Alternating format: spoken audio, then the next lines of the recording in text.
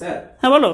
দুটো same motherboard আছে। হ্যাঁ। এখানে র্যাম আর প্রসেসর যখন এটাতে দিচ্ছি তখন এটা চালু হচ্ছে, আচ্ছা, কিন্তু এটাতে কোনো ডিসপ্লে আসছে না স্যার।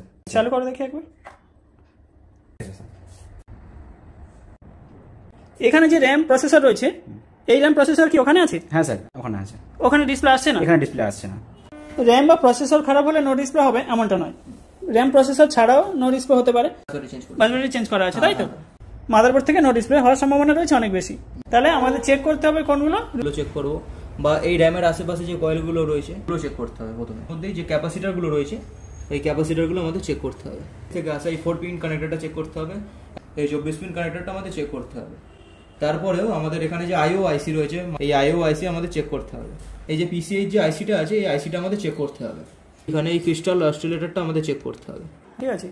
এছাড়া স্যার এই যে আরটিসি ক্রিস্টাল আছে, এই আরটিসি ক্রিস্টালের কারণে অনেক সময় নো ডিসপ্লে হতে পারে, তাই এটাকেও আমাদের চেক করে নিতে হবে।